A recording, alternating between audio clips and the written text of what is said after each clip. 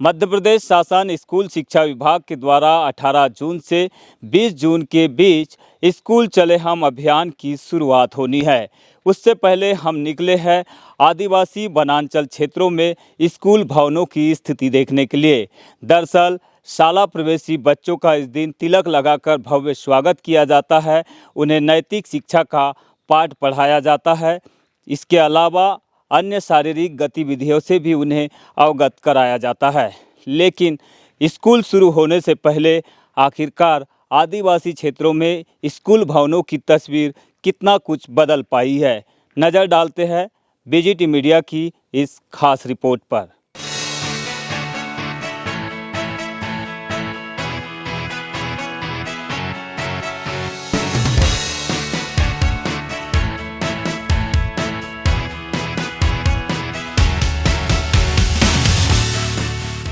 तो फिलहाल हम पहुंच चुके हैं पाला गोंदी माटे होते हुए बमनी में, और बमनी में आप मेरे पीछे प्राथमिक शाला स्कूल का ये भवन देख रहे हैं। दरअसल ये भवन पिछले कई सालों से जर्जर अवस्था में है। बीते 2 सालों से यहाँ पर बच्चे आज भी क्लास में नहीं बैठ रहे हैं। इन बच्चों को माध्यमिक शाला भवन की बिल्डिंग में मर्ज किया गया है ताकि बच्चों की पढ़ाई में किसी तरह का व्यवधान न हो। बीते कई सालों से हम देख रहे हैं कि मध्य प्रदेश सरकार के द्वारा स्कूल शिक्षा विभाग के माध्यम से लगातार लाखों करोड़ों का बजट जारी किया जा रहा है। बीते 10 वर्षों की बात करें तो 2 लाख करोड़ का मध्य प्रदेश सरकार का शिक्षा का बजट रहा है। पिछले बजट सत्र में ही 27,000 करोड़ रुपए जो है मध्य प्रदेश शासन के द्वारा स्कूलों के नए बिल्डिंगों सहित शिक्षकों की उपस्थिति और अन्य कार्यों के लिए बजट के माध्यम से दिया गया है। इसे लेकर सरकार ने बीते साल 15,000 करोड़ की राशि खर्च भी की है, जिसमें शहरी क्षेत्रों में कुछ सीएम राइज स्कूल बने हैं, लेकिन गाँव में जो है स्थिति आज भी नहीं सुधर पा रही है। दरअसल नक्सल प्रभावित क्षेत्रों में आज भी प्राथमिक शाला के जो भवन है उनकी स्थिति जर्जर बनी हुई है। ऐसी स्थिति में निश्चित ही बच्चों को जब स्कूल शिक्षा का नया सत्र शुरू होगा तो काफ़ी दिक्कतों का सामना उन्हें करना पड़ सकता है। उसकी एक वानगी बमनी स्कूल में आप देख सकते हैं। स्कूल चले हम अभियान की तैयारी शुरू हो चुकी है, लेकिन इस स्कूल में फिलहाल बच्चों की तैयारी को लेकर कोई भी व्यवस्था या फिर सुधार कार्य नहीं किया गया है। दरअसल बताया जा रहा है कि स्कूल की जो बिल्डिंग है काफ़ी जर्जर हो चुकी है। हर साल यहाँ पर बच्चों को पढ़ाई करने में काफ़ी दिक्कतों का सामना करना पड़ रहा था, जिसके चलते अब इस स्कूल भवन की जगह पर बच्चों को माध्यमिक शाला भवन में मर्ज किया गया है। कितने सालों से भवन ऐसी स्थिति में है? ये तो बहुत साल हो गए सर। ऐसे शुरू में तो झिल्ली भी ऊपर डाल देते तो वैसे ही बैठ रहे थे, फिर ज़्यादा टपकने लगे तो फिर वहीं ले गए फिर बच्चन को। लूत पंचायत के बमनी गांव से निकलकर हम लातरी पंचायत के बैगा टोला में पहुंच चुके हैं। बिठली गांव से आगे निकलने पर एक कच्चा मार्ग है, और यही जब हम गांव में पहुंचे तो आम के पेड़ के नीचे काफ़ी सारे बच्चे यहां पर ग्रीष्म अवकाश के चलते पेड़ की छाया के नीचे खेलते हुए नजर आए। अपने ही अंदाज में ये आदिवासी बच्चे यहाँ पर अपनी दिनचर्या में रमे हुए हैं। दरअसल गर्मी के दिनों में अक्सर आदिवासी बच्चे इसी तरह से पेड़ों की छाया के नीचे अपने पारंपरिक खेलों को इसी तरह से खेलते हैं। इन्हीं में से कुछ बच्चों के जो अभिभावक हैं वो हमें नज़र आए। अब हम सीधा उनसे जुड़ते हैं। क्या नाम आपका? ध्यान सिंह समारोह बताएंगे। बैगा टोला में स्कूल है? बैगा टोला में स्कूल है, पर स्कूल तो थोड़ा खतरनाक हो गई से स्कूल तो आधा टूटने लागिस। ते बोला थोड़ा बच्चों को डर है क्या स्कूल पढ़ने में? हाँ ना, डर है ना सर। अभी दिखाता हूँ जाके आपको। नहीं का यहाँ का पूरे गिरता है नीचे बरसात मौका में। अच्छा, पानी भर जाता है स्कूल में? हाँ भर जाता पूरे है, टपकते ना, पूरे टपकता है नीचे पूरे। तो क्या दिक्कत जाते बच्चा मन भीग के आते का? हाँ पूरे भींग के आ जाते हैं। आधा घंटा पढ़े नहीं थे ऑफिस। अच्छा, पढ़े नहीं बच्चा मन? नहीं। कैसे स्कूल जाते हो का नहीं तुम? का नाम है तोर? सरोजनी। तो स्कूल जाते का नहीं? जाते। तो कौन सी क्लास में हस? दूसरी क्लास में। अभी का खेला था यहाँ? हैं?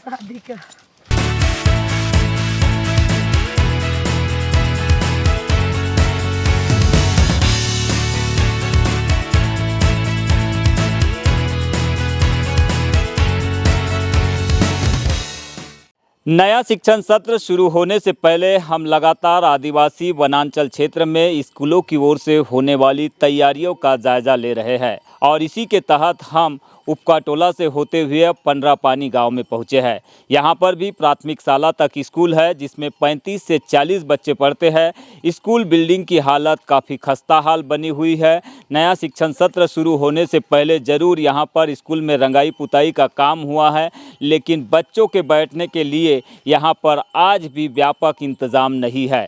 गांव वाले यहाँ पर मौजूद है, इनसे सीधा समझते हैं स्कूल भवन की जो स्थिति है उससे क्या कुछ बच्चों को परेशानी होती है, शिक्षकों की क्या कुछ स्थिति है। क्या नाम आपका? ये सुदान। बताएंगे स्कूल भवन की क्या स्थिति है और शिक्षक जो है मैडम जो है क्या आती है या नहीं? टपक रहा है जी, टपकता है घर। ये बच्चों जो आते हैं टपकता है मकान, तो बच्चों बैठने नहीं सकते। कहाँ बैठेंगे और कहाँ पढ़ेंगे, ये अंगोसूरी का खेल है उतना। अंगेश्वरी कौन है? ये पवारी मैडम है। हाँ जी। अच्छा, तो ऐसन में आदिवासी बच्चा पढ़ेगा कैसे, सीखेगा कैसे और आगे बढ़ेगा कैसे? कैसा आगे बढ़ेगा, कैसा पढ़ लेगा? पानी चूहता है। अब हम तो इधर डंडा मारेंगे और भेजेंगे, हैं तो डंडा मार के भेजेंगे बच्चों को। अब वहाँ गिल्ला ज़मीन में कैसा बैठ जाएगा, कैसा क्या करेगा? अब मैं पढ़ता नहीं क्योंकि मेरा बच्चों को मैं भी दे रहा हूँ। मेरा बच्चा तो नहीं है, बहुत बड़े बड़े हो गया, मेरा नाती है। नाती पढ़ाना ज़रूरी है।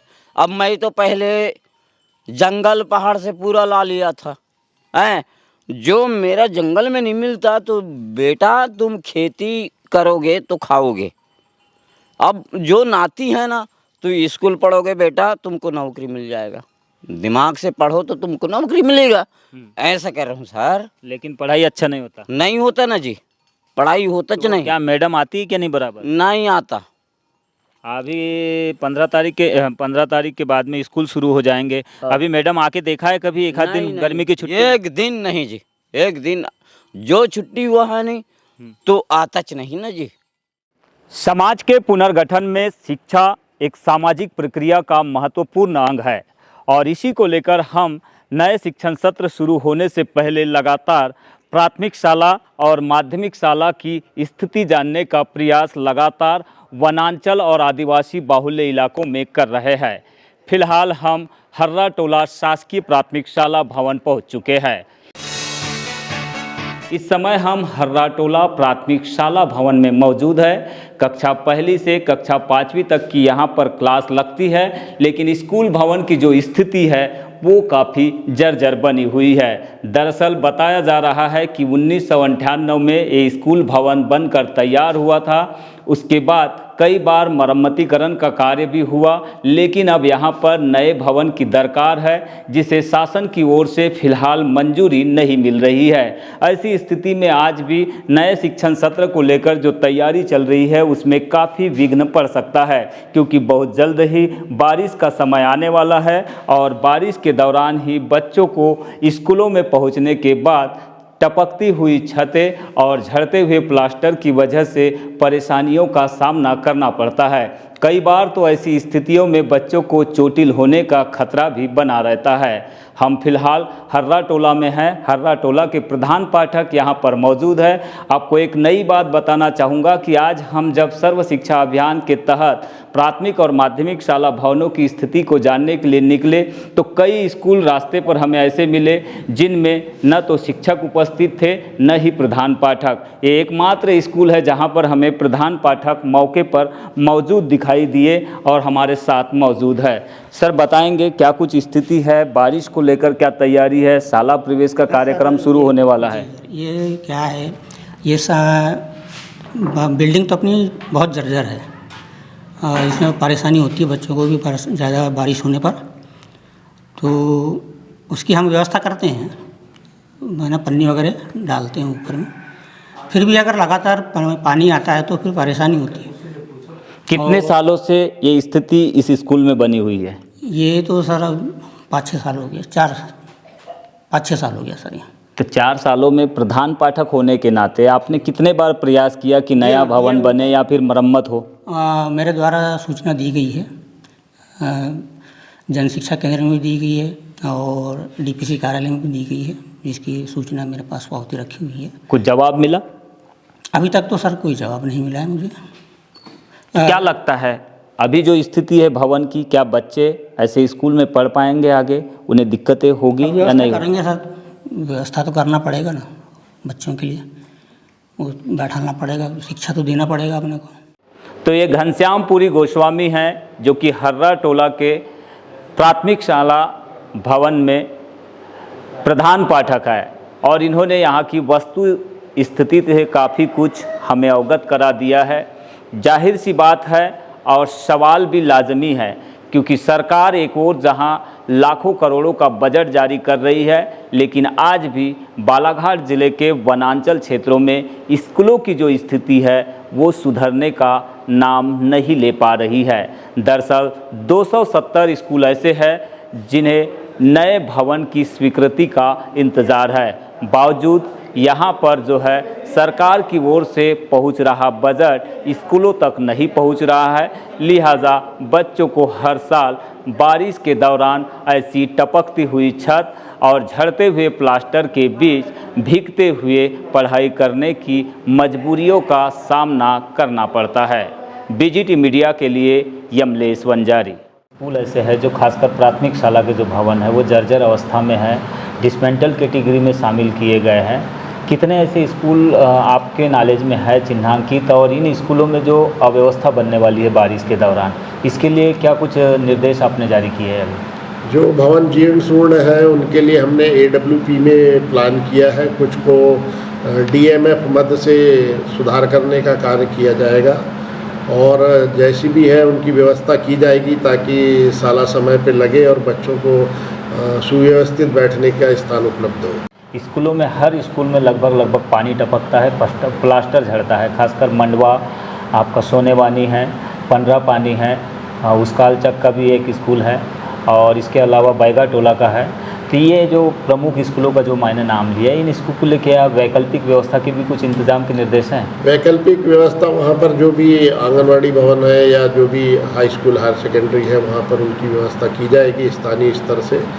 और हमारे जो ब्लॉक लेवल के BRC है और जो हमारे इंजीनियर हैं उनको भी दिशा निर्देश दिए गए हैं कि उनको ऐसा जो है अच्छा परिसर उपलब्ध कराए ताकि बच्चे बारिश में व्यवस्थित बैठ सकें। बारिश के पहले कुछ स्कूलों का मरम्मतीकरण भी हुआ होगा सर, क्या इसके बारिश के पहले स्कूलों का मरम्मतीकरण का कार्य पूर्ण कर लिया गया है और कुछों के प्रस्ताव गए हैं तो अभी उनका प्रस्ताव मान्य नहीं हुआ है और कुछ एक कार्य DMF मद से कराए गए हैं। ये जो स्थितियाँ निर्मित हो रही है सर शाला प्रवेश के पहले, जिन स्कूलों की जो स्थिति बनी हुई है, इसके लिए स्पेशली आपकी ओर से क्या कुछ प्रयास आगे किए जाएंगे निकट भविष्य में?